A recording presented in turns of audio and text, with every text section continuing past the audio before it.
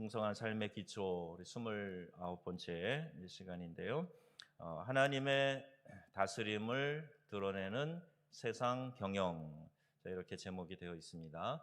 우리가 세상에서 살아가면서 어떻게 하나님의 다스리심을 경험하며 살아갈 수 있을까? 또 왜 그래야 하는가에 대해서 오늘 말씀을 드리려고 하는데요. 우리 지난번에 우리가 쭉 해오던 이 풍성한 삶의 기초 도식으로 한번 보여드렸는데, 오늘은 오른쪽 세상이라고 쓰여 있는 부분이 되겠습니다. 세상과의 관계, 복음 전도와 세상 경영 이렇게 되어 있죠. 세상 경영 이렇게 되어 있어요. 하나님의 다스림을 받으며 살아가려고 할 때 우리는 세상과 반드시 충돌이 있어요. 충돌, 부딪힘. 그래서 거기서 생기는 여러 가지 갈등들이 일어날 수밖에 없습니다. 왜 그런가? 우리는요, 하나님과 그분의 다스리심을 믿지만, 그러나 여전히 하나님의 그 원리와 통치 방식이 통하지 않는 이 세상 속에서 살아가고 있어요. 그러니까 이 세상이 온전하면 전혀 갈등이 없겠죠? 아무 부담과 문제가 없습니다. 그런데 이 세상은 어그러지고 병들고 하나님의 창조 원리에 역행하는 그런 부분들이 많이 있기 때문에 믿음 생활을 옳게 하려고 하면 할수록 부딪히는 부분들이 반드시 나타나게 되어 있다는 겁니다. 우리가 하나님의 나라를 이야기하죠. 하나님이 다스리시는 하나님의 나라. 이게 우리 예수님께서 이 땅에 초림하셨을 때 이미 하나님의 나라가 이 땅에 이루어진 거예요. 그런데 완전하게 완성되어져 있는 것이 아니고 다시 우리 주님께서 재림하실 때 그때 하나님의 나라가 이제 완성되게 되지요. 그 중간에 지금 우리가 태어나서 살아가고 있는 겁니다. 이 땅을 사는 동안에는 하나님의 나라가 온전히 이 땅에 임한 상황이 아니기 때문에 우리가 하나님 나라를 이루어가는 그런 역할, 그것을 감당하면서 살아가야 하는 거죠. 자, 우리가 하나님의 원래 계획이 무언가 하는 것을 먼저 알았으면 좋겠는데요. 하나님의 다스림 아래로 들어가 산다는 것은 그분이 원래 만들어 놓으셨던 그 창조의 원리, 이것을 알고 그 계획을 다시 회복시킨다. 그런 의미를 가지고 있어요. 죄 때문에 세상이 파괴됐지요. 하나님의 계획이 이 세상을 회복하시는 메시아, 그리스도 안에서 온전케 되어집니다. 하나님과의 관계가 깨졌던 우리가 그분과의 관계를 회복하고 하나님의 다스림 아래에서 원래 하나님이 계획하셨던 그 세계를 만들어가며 이 땅에 이루어가며 누려가며 그렇게 살아가는 거예요. 하나님의 창조 목적, 오늘 본문에서 우리가 읽었는데요. 한 번 더 볼까요? 한번 말씀 보시면서 하나님이 자기 형상, 곧 하나님의 형상대로 누굴 만드셨어요? 사람을 창조하셨어요. 뭐와 뭐로요? 남자와 여자를 창조하시고 하나님이 그들에게 뭐를 주셨습니까? 복을 주셨어요. 그리고 하나님이 그들에게 뭐라고 말씀하십니까? 생육하고 번성하여 땅에 충만하라. 땅을 정복하라. 바다의 물고기와 하늘의 새와 땅에 움직이는 모든 생물을 다스리라 하시니라. 우리 예수를 따르는 삶 제자 양육반 마지막 부분에 이게 나오죠. 창조 질서를 회복시키는 일. 흔히 우리가 말하는 우리 자연 환경, 하나님이 만드신 이 생태계 질서들, 이걸 보존하고 관리하는 것. 이게 이제 땅을 다스리는 거예요. 흔히 이 구절을 잘못 이해한 이 서구의 열강들이 막 진출해서 파괴하고 새롭게 건설하고 하는 것을 정복하고 다스리는 거라고 잘못 생각했는데 그게 아니고 하나님의 만드신 창조의 원리들을 잘 지켜나가는 거예요. 보존하고 잘 관리하는 거, 그런 의미를 담고 있다 그랬습니다. 하나님이 이 세상을 창조하시고 그분과 영적 관계를 맺는 사람을 만드셨어요.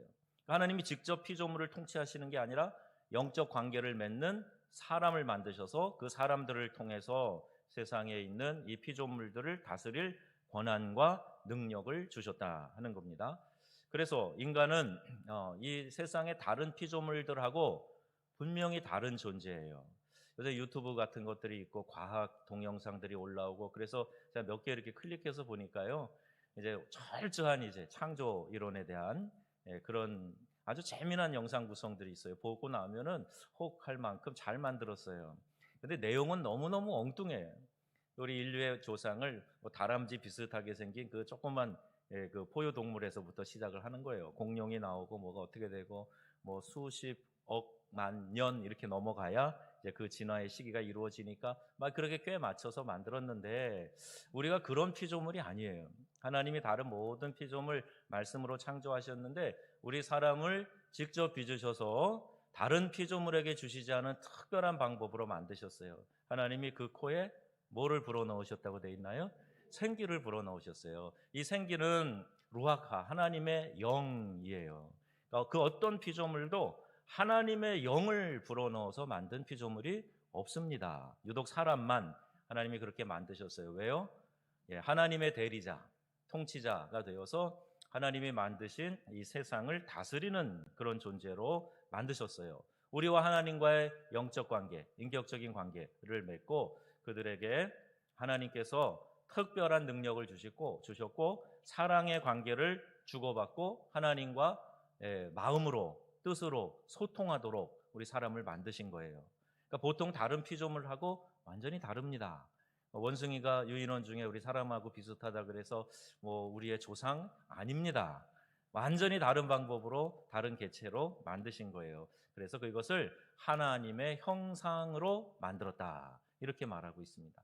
이 하나님의 형상은 영어의 image of God, 하나님의 이미지라는 거예요. 이미지가 뭘까요? 내가 아무개 집사님 그러면 떠오르는 이미지가 있잖아요.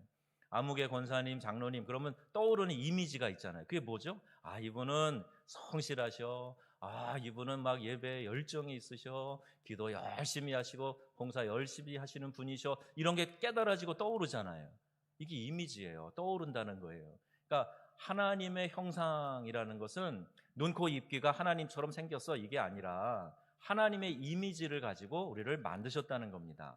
거기에 하나님의 본성과 하나님의 본질과 하나님의 영적인 것을 우리에게 불어넣어서 만들어 주셨어요. 하나님과 교제하고 교통하는 존재로 만드셨습니다. 얼마나 우리 사람을 뛰어나게 만드셨는가. 우리 성경에 그 능력을 증명하는 것들이 많이 나오진 않아요. 그런데 에덴 동산에서 하나님 창조하신 인간인 아담이 그 동물들을 하나님이 불러내시면서 이름을 지어봐라 그랬어요. 그랬더니 아담이 그 특징을 모양을 따라서 이름을 하나씩 짓잖아요. 근데 여러분 어떠세요? 우리는 뭐 사람 이름 하나 짓기도 힘들어요. 그리고 어떤 꽃에 대한 이름을요 제가 누구에겐가 수없이 물어봤어요. 그분이 저에게 수없이 가르쳐줬는데 아직도 기억을 못하고 있어요. 봄이 되면 꼭 다시 물어봐요. 아, 저게 무슨 꽃이라 그러셨죠? 다시 물어봐요. 아, 이게 참 저는 좀 이름을 기억을 잘 못하겠더라고요. 근데 아담은 자기가 이름을 지어주고 자기가 그 이름을 기억하는데 그 많은 피조물의 이름을 기억하고 있는 걸 봐요. 그러니까 인간의 온갖 능력은요, 참 뛰어나게 만들어 주셨고 너무 뛰어나게 만들다 보니 이 인간이 하나님처럼 되고자 하는 마음을 먹어서 최초의 죄가 들어오게 됩니다. 근데 여러분 하나님이 이런 온갖 능력을 인간에게 만드셨는데 한 가지 조건이 충족될 때 이 능력이 아름답게 빛나게 되는 거예요. 그 조건이 뭐냐 하면요. 하나님께 순종하고 그분을 인격적으로 만나고 있을 때 그때 비로소 우리 인간의 이러한 능력들이 하나님 앞에서 충족되어지고 아름답게 빛나게 됩니다. 왜? 그때가 바로 하나님의 다스리심을 위임받아서 이 세상을 다스리는 그런 역할을 감당할 수 있게 되기 때문이에요. 자, 다시 쉽게 말하면 내가 하나님이 주시는 능력과 다스림 속에서 일하지 않아도 일할 수 있어요. 근데 그거는 내 힘으로 하는 거예요. 내 능력으로 하는 거예요. 그런데 하나님의 다스림 가운데서 행하는 그 모든 일들은 하나님 나라에 유익한 일을 하는 거예요. 그러니까 우리가 어떤 일을 해야 되겠습니까? 어떤 마음의 자세로 살아야 되겠습니까? 하나님, 내가 내 지혜로, 내 방법으로, 내 힘으로 살게요. 그럼 그것밖에 못하는 거예요. 그런데 하나님의 다스림 속에서 하나님이 원래 지으신 창조의 목적을 회복하면서 쓰임받기를 원합니다. 그러면 그만한 놀라운 일을 우리가 감당하게 되는 줄로 믿습니다. 그래서 우리가 그걸 회복하자는 거예요. 그 다스림 속으로 들어가자는 거예요. 그 하나님의 다스림 속에 들어가서 이 세상을 경영하자는 겁니다. 아담이 불순종했어요. 그래서 이 다스림이 훼손됩니다. 하나님과의 관계가 끊어져요. 네가 이 선악을 알게 하는 나무의 실과를 먹으면 정녕 어떻게 해요? 죽으리라 그랬잖아요. 근데 실과를 먹었어요. 하와가 먼저 먹었죠. 그리고 나서 아담 씨에게 갖다 줘가지고 남자들은 참 이게 문제예요. 그 여자의 말을 안 들어야 되는데 안 들을 수 없는 존재인 것 같아요. 그래서 먹었잖아요. 그래서 먹다가 아담아 그러니까 해갖고 여기 이게 걸린 거예요 이게. 근데 이게 왜 아담스 애플이라고 부르는지 몰라요. 이게 복숭아 씨 같이 생겼는데 그렇죠? 이렇게 눌러 보면 근데 이게 아담스 애플이라고 불러요. 그러니까 아담이 먹던 걸 사과처럼 비유한 것 같아요. 그 남자는 이게 있어요. 이게 씨가 걸린 게 아니고요. 어쨌든 그렇게 불순종했는데 불순종하게 된 이유는 이 뛰어난 존재가 그만 하나님과 우리 사이의 그 관계 그리고 우리가 어떤 존재인지를 알려주시는 그 하나님이 우리를 향한 배려 이걸 깨버린 거예요. 그래서 하나님처럼 돼야 되겠다라는 교만한 마음이 이 안에 들어오니까 그러니까 이런 죄를 짓게 되고 하나님과의 관계 그분의 다스리심 안으로 들어가는 이게 깨어진 겁니다. 결국 금단의 선악과를 먹고 일어나게 된 모든 죄악이 파생되는 것들은 결국에는요 하나님이 이 선악과를 주신 목적을 우리에게 다시 한번 알게 하시는 거예요. 선악과는 일종의 상징입니다. 그 나무 자체가 열매 자체가 그 어떤 능력을 갖고 있는 뭐 마법사의 그 사과 그게 아니고요. 하나님이 우리에게 주신 약속인데 그 약속의 상징이 바로 이 선악을 알게 하는 나무의 열매란 말이에요. 인간이 세상의 주인이 아니라 하나님이 모든 피조물의 주인이시다. 이걸 알려주는 거예요. 그럼 인간은 뭐냐? 인간은 그 모든 것들을 관리하고 다스리는 하나님의 청직이다. 이걸 알려주시는 거예요. 또한 자유의지를 주셨잖아요. 아예 못 먹게 하시지 그랬어요. 막 이런 얘기를 하는 청소년들도 있어요. 청소년들을 우리 이번 토요일 날 오후에 간식 먹는 것부터 시작해서 우리 청소년들 1일 이 온라인 수련회를 합니다. 기대가 돼요. 이제 줌으로 해서 청소년들 자기들도 비춰주고 같이 먹으면서 야 맛있지? 무슨 맛이냐? 이거부터 시작할 거예요 이제. 그러면서 이제 말씀도 전하고 찬양도 하고 기도도 하고 좀 열심히 준비하고 있어요. 여러분들 기도 많이 해주세요. 오늘도 기도하겠지만 같이 기도해 주세요. 이 청소년 때가 되면 궁금한 게 많으니까 아유 하나님 왜 선악과를 만드셔서 그걸 따먹게 하셨느냐고 이런 질문하는 사람들도 있어요. 그런데 하나님이 우리에게 자유의지를 주신 거예요. 만약에 자유의지를 주시지 않고 뭐든지 하나님이 말하면 무조건 들어야 된다 그러면 이런 거죠. 로봇 같은 거예요. 다 프로그램한 대로만 움직인다? 그럼 재밌을까요? 주인님 사랑합니다. 아침마다 그래요. 그거 재밌어요? 계속 들으면 금방 식상할 거예요. 왜? 내가 그렇게 프로그램한 대로 걔는 나한테 아웃풋 하는 거니까 그 뭐가 좋아요? 근데 하나님은 우리에게 자발적으로 하나님 사랑합니다 하는 말을 할 수 있도록 자유의지를 주신 거예요. 그러니까 선을 택할 수도 있고 악을 택할 수도 있는 의지를 주셨는데 그럼에도 불구하고 선을 택하고 하나님을 찬양하고 그래야 하나님 좋으신 거잖아요. 그러죠? 그래서 선악을 알게 하는 나무의 실과를 두시면서 이런 약속을 하셨는데 그만 사람이 그것을 지키지 않은 거죠. 이 선악과를 따먹은 것은 하나님을 우주 만물의 중심, 창조주로 인정하는 것에서 살짝 옆으로 밀어내고 자기가 그 우주의 중심이 되고 싶은 거예요. 요새 말하는 뉴에이지도 그렇고요. 이 포스트 모던 시대가 우리에게 가르쳐주는 우리에게 막 주입해주는 사고가 바로 그겁니다. 네가 세상의 주인이야. 네가 우주의 중심이야. 이걸 자꾸 이야기하는 거예요. 여러분 이 유혹은 에덴 동산에서부터 있었던 거예요.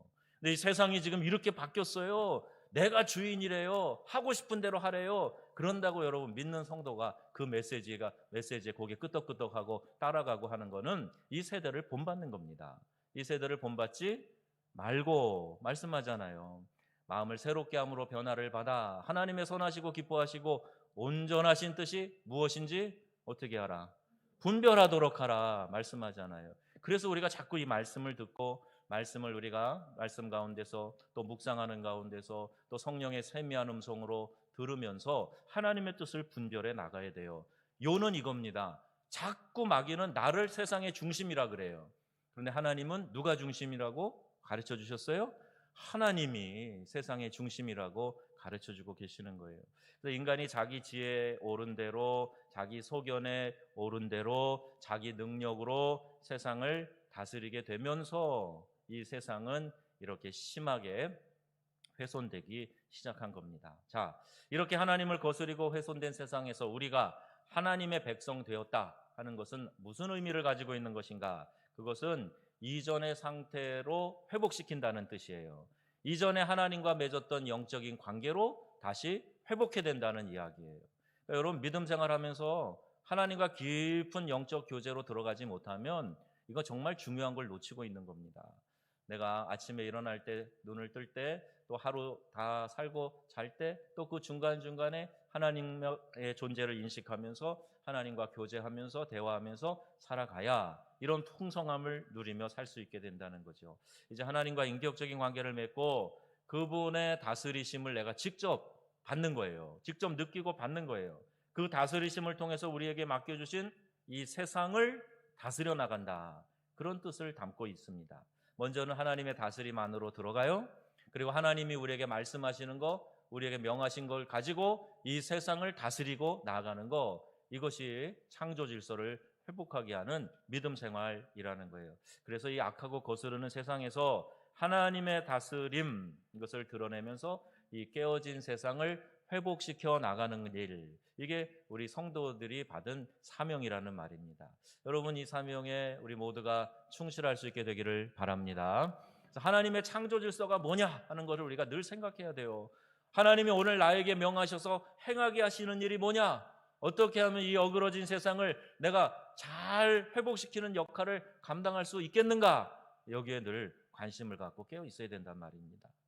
자, 하나님의 다스림의 원리, 오늘 이 원리에 대한 얘기를 드릴 거예요. 어떻게 보면 좀 이론적인 것 같지만 여러분 각자가 잘 들으시고 확신하면은 각자의 삶에서 이걸 구체적으로 실천할 수가 있기 때문에 우리 아주 중요합니다. 이제 끝나는 부분하고 다음에 좀 더 구체적인 적용을 말씀드리려고 그래요.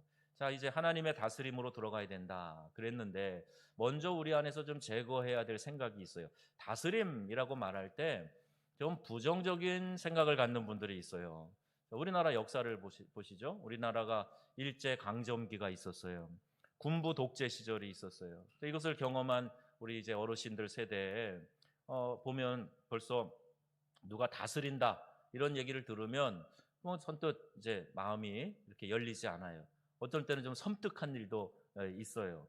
왜냐하면 과거에 이 말은 인권 탄압, 인권 유린 이런 일들이 역사 속에 있었기 때문에 그 흑역사를 우리가 떠올리게 되는 거잖아요. 이 세상의 통치에 대해서는 이렇게 부정적인 이미지를 가질 수밖에 없습니다. 또 가정에서 아버지들이 다스리던 방식, 이게요 비인격적인 그런 가정에서 자라게 되면 이 말에 대해서 거부감이 굉장히 클 겁니다. 여러분, 나는 아니에요 그럴지 모르지만 아버지가요 늘 강압적이고 막 술 많이 드시고 두드려 부시고 또 막 이렇게 어머니에게 대해서 막 학대하듯이 말하고 행동하고 그런 분위기에서 자란 사람은요 은연중에 권위라는 것 자체에 대해서 무조건 저항하는 마음을 가져요. 권위는 좋은 겁니다. 그런데 권위주의 이렇게 이름을 붙이면서 권위에 대한, 권위자에 대한 불편한 마음을 가지고 늘 들이받으려고 하는 본성이 이 안에 싹터 있는 거예요. 그러니까 다스린다라는 말도 그렇게 치부할 때가 많이 있는 거죠. 직장의 오너들이 좋은 리더십을 보여주지 못할 때, 그때도 내가 더러워서 직장 생활하지, 내가 돈 때문에 어쩔 수 없이 직장 생활하지, 그러면서 실제로는 그분을 존경하지 않는 거죠. 예, 어떻게 해서든지 그냥 붙어만 있으려고 하는 거지 그런 인격 관계 맺으려고 하지 않는 거. 자, 이것도 이제 다스린다라는 것에 대한 거부감 중에 하나예요. 그래서 다스린다는 말이 되게 부담스럽습니다. 그러나 성경에서는 다스린다라는 말을 할 때 이런 부정적인 이미지와는 아주 거리가 멀어요.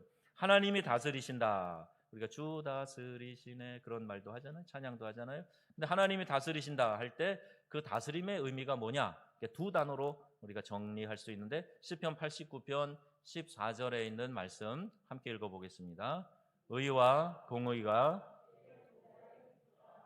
인자함과 진실함이 주 앞에 있나이다. 아멘. 하나님의 보좌, 하나님이 앉아 계신 의자를 말하죠. 하나님의 보좌는 하나님의 통치의 상징이에요. 그러니까 하나님의 보좌라는 말이 나오면 하나님이 다스리시는 거 이렇게 생각하시면 돼요. 거기에 앉아서 다스리신다 그렇게 돼 있어요. 앉아서. 이것도 우리 새벽에 말씀 나눴는데 앉아 계시는 거예요. 그런데 그 보좌의 기초가 뭐라고요? 인자함과 진실함이에요. 그러니까 인자함은 사랑이라고 볼 수 있고 진실함은 공의라고 볼 수가 있는 겁니다. 하나님의 왕자와 그분이 앉아 계신 그 보좌의 모습이 의와 공의, 자, 이렇게 되어 있어요. 이게 하나님의 보좌를 떠받치는 기둥이라고도 말할 수 있습니다. 그리고 그 보좌 옆에서 시중드는 것을 사랑과 신실함, 인자와 진실함 이렇게 표현되어져 있는 거예요. 마치 이렇습니다. 하나님의 다스림은 정의로 세워져 있고 그 앞에서 사랑이 시중들고 있다. 이렇게 비유할 수 있어요. 좀 시적 표현이기도 한데요. 정의로 세워져 있고 사랑이 시중들고 있다. 사랑과 정의가 하나님 다스림의 기본 개념이에요. 그러니까 하나님이 다스리신다 그럴 때는 이 두 가지 단어가 꼭 기억나야 돼요. 뭐로 다스린다고요? 사랑으로 다스리신다. 사랑만 있나요? 또 뭐로 다스린다고요? 정의로 다스리신다. 이 두 가지예요. 그러니까 하나님은 어디에 이렇게 기울어져 가지고 잘못된 판단을 가지고 잘못된 정의를 베푸는, 정의를 펼치는 그런 분이 아니시고 하나님은 정확하세요. 하나님은 조금도 오차가 없으세요. 그런 정의를 가지고 다스리시고, 그러나 정의만 가지고 있는 것이 아니고 하나님은 사랑으로 다스리시는데 하나님에게서는 이 사랑과 정의가 완벽하게 조화를 이루고 계시다는 거예요. 그런데 사람은요, 이 균형이 완벽한 사람이 거의 없더라고요. 이렇게 보면 어떤 분은 좀 정의로운 성향이 많아요. 근데 정의로운 성향이 많은 사람의 특징이 뭔지 아세요? 되게 차가워요. 그리고 주변 사람들을 편안하게 해주는 게 아니라 불편하게 만들어요. 내가 한 소리 들을 것 같아. 그래서 정의감이 강한 사람 옆에 있으면은 좀 마음이 긴장되고 좀 이렇게 불편한 부분도 있어요. 그런데요, 사랑에 더 가까운 사람 있잖아요. 그런 사람은 주변 사람들을 넉넉히 품어주는 것 같긴 한데 좀 흐물흐물해. 그리고 뭐 이혈령 비혈령 한다고 어떤 데 보면 기준이 왔다 갔다 해요.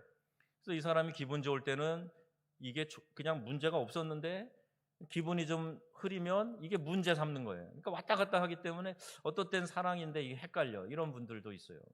그런데 이 사랑과 정의의 조화가 우리 하나님에게서는 완전하게 이루어지고 또 그것이 완벽하게 이루어진 것을 우리가 알고 있는 그 실현 장소가 어디냐? 그게 십자가라는 거예요. 죄의 대가가 얼마나 무서운지, 정의의 날이 얼마나 날카롭게 서 있는지 이걸 보여주는 곳이 십자가입니다. 하나님을 무시하고 거절하여 자신이 세상과 인생의 주인 노릇하는 그 죄의 대가가 무엇인가 하는 것을 십자가 형벌로 우리에게 보여주시는 거예요. 근데 그것만 있다 그러면 어이구 두려워, 무섭잖아요.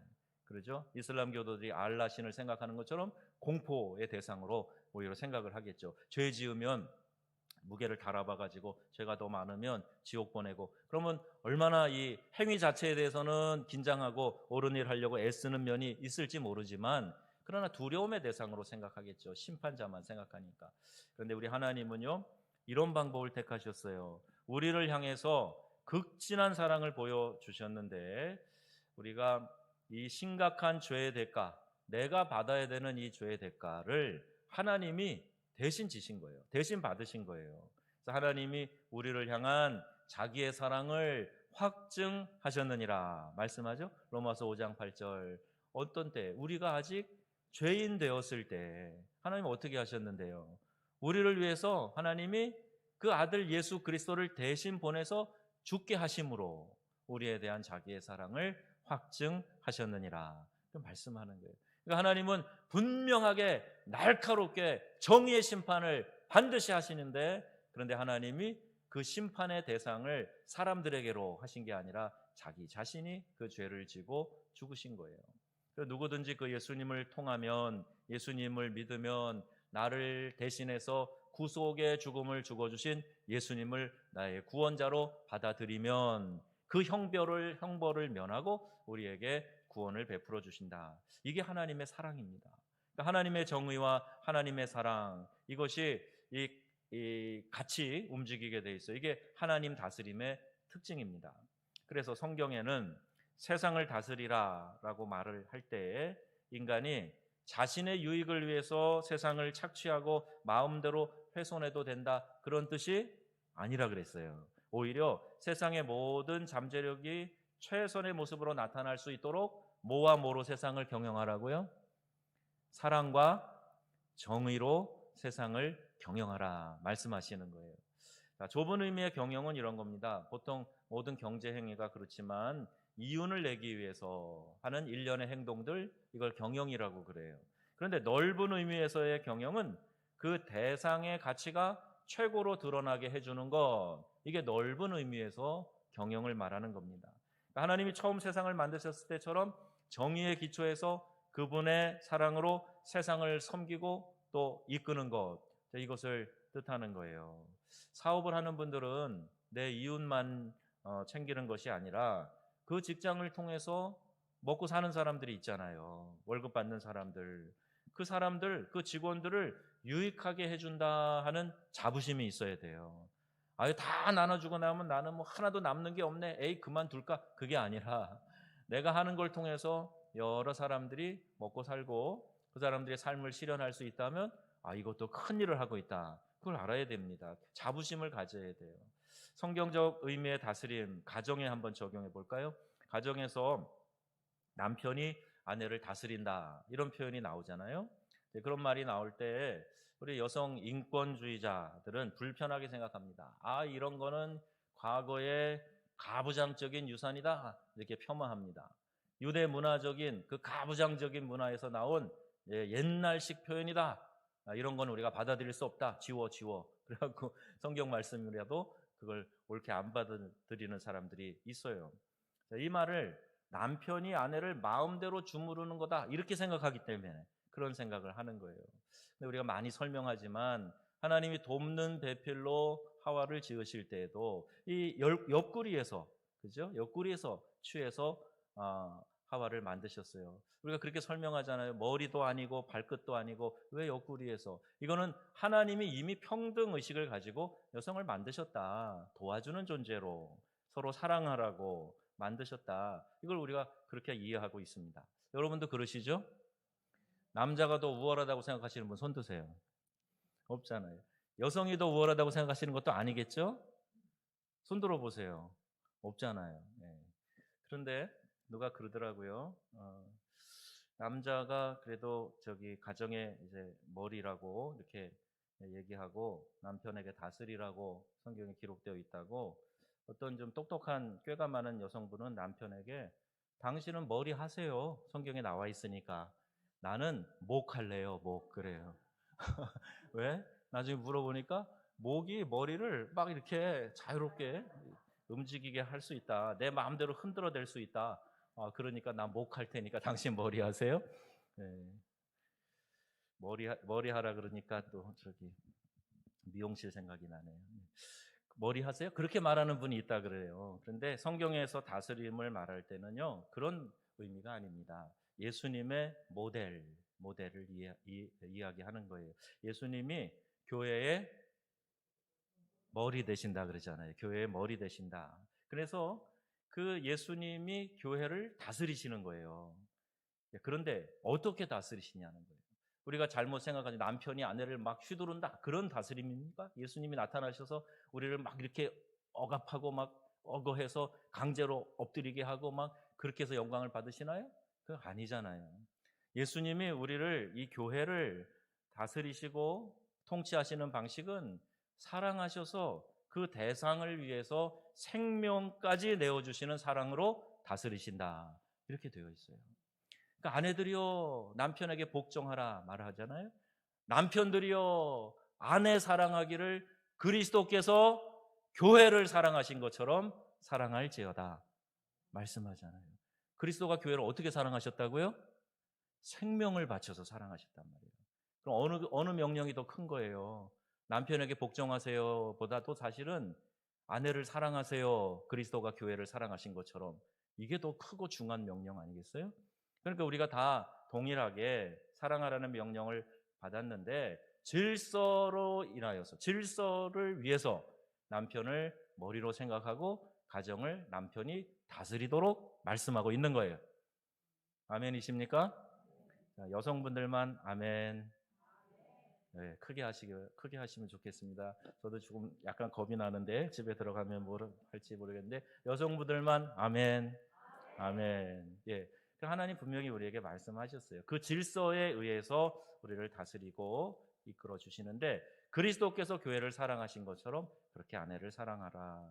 그런 명령이 있다 그랬어요. 자, 이게 가정에서의 다스림의 원리입니다. 직장에서 어떤 일이 벌어질 때 어디까지가 정의의 개념에서 참아줄 만하고 어디서부터 용납할 수 없는지, 아이고 이놈의 회사를 계속 다녀야 될까, 때려쳐야 될까, 어디까지 도대체 내가 참아줘야 되는가, 어디까지 타협하고 절충해야 되는가. 자, 이런 결정하는 거 쉽습니까, 어렵습니까?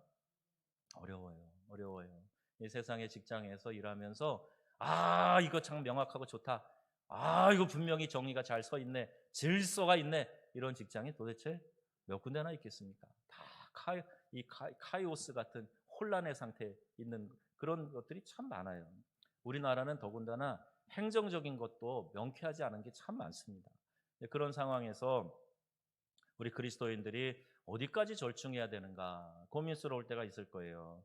자, 구체적인 적용 사례는 다음번 말씀부터 조금 더 다루고 오늘은 이 기본 원칙을 우리가 분명하게 이해하면 좋겠어요. 자, 내용을 정리합니다. 세상을 다스린다는 것, 세상을 경영하는 것, 이것은 하나님이 하신 것처럼 해야 되는데 그게 그래야 창조 질서를 회복하고 하나님 나라를 위해서 우리가 살아가는 것인데 두 가지 중요한 개념이 있다고 그랬어요. 뭐와 뭐죠? 사랑과 정의로 다스려야 된다는 거예요. 이게 하나님의 창조 질서입니다. 그 대상이 최선의 가치를 발현해낼 수 있도록 섬기고 이끌어주는 그런 의미를 담고 있는 거예요. 누구나 최고의 좋은 사람으로 만들어가는 그런 노력을 하기 위해서 사랑도 있어야 되고 정의도 있어야 돼요. 여러분, 사랑하는 자녀들을 양육할 때 사랑만 하다 보면 아이를 망치게 됩니다. 아이를 키울 때 분명하게 질서와 법을 지키고 존중하고 다른 사람을 배려할 줄 알고 너 이기적인 마음 갖지 말고 오히려 이타적인 마음을 가지고 세상을 돌보며 살아야 된다. 이거 어떻게 쉽게 가르치겠어요? 질서가 있어야 되고 때로는 따끔하게 혼도 나야 되고 욕심 부리고 심통 부리고 떼 부리고 그럴 때 그렇게 하는 거 아니야 하고 가르쳐 줘야 되는 거 아니에요? 자, 이게 부모가 가르치는 정의의 교육이에요. 사랑만 하다가 아이 망치지 말고 분명한 규칙, 질서 가르쳐야 된다는 거죠. 다시 한번 강조해서 하나님의 다스림은 이 사랑과 공의에 기초하고 우리 하나님 나라 백성은 그의 다스리심 안으로 먼저 들어가야 돼요. 하나님의 통치 안으로 들어가 봐야 돼요. 나 같은 사람을 사랑해 주신 하나님의 사랑을 내가 느껴봐야 돼요. 그러면서도 항상 잘못된 길로 갈 때, 죄 지을 때 성령이 내 안에서 책망하시고 깨닫게 하시고 바르게 하시는 그 역사도 경험해 봐야 됩니다. 하나님의 사랑이라 그러니까 내가 모든 것 잘못하고 오만 죄를 져도 하나님이 그래 알았어 덮어주신 하나님인 줄 아세요? 아니요. 하나님은 공의의 하나님이세요. 이건 반드시 해결해야 되는 부분이에요. 그래서 하나님이 우리를 하나님의 백성으로 자라게 하시는 겁니다. 앞으로 함께 영원히 세상을 다스릴 자답게 사랑과 공의의 기초에서 이 세상을 경영하면서 살아가거라 이렇게 말씀합니다. 우리 믿는 성도들은요, 세상의 천독꾸러기가 아니에요. 요새 어떻게 크게 교회에 대해서 잘못된 그런 시선들과 말들이 많이 오고 가지만 여러분 그걸로 위축되지 마세요. 우린 그런 존재가 아닙니다. 어떤 존재예요? 세상을 다스릴 존재예요. 왜? 우리 아버지 하나님의 피조 세계니까 우리가 그분의 아들 딸들이니까 다스려야 되죠. 우리가 다스려야 되잖아요. 하나님의 창조 질서대로 사랑과 정의로 다스려야 된다는 거예요. 우리가 사랑하는 면도 보여야 되고 우리가 진리에 서서 바르게 하는 모습도 보이면서 이 세상을 통치해 나가야 된다. 이게 세상을 경영하는 방식입니다. 이라고 오늘 말씀하는 겁니다. 하나님의 다스림을 경험하면서 정의와 사랑으로 이 세상을 선도하며 살아가는 우리 믿음의 귀한 백성들이 다 되시기를 주님의 이름으로 축원합니다. 아멘.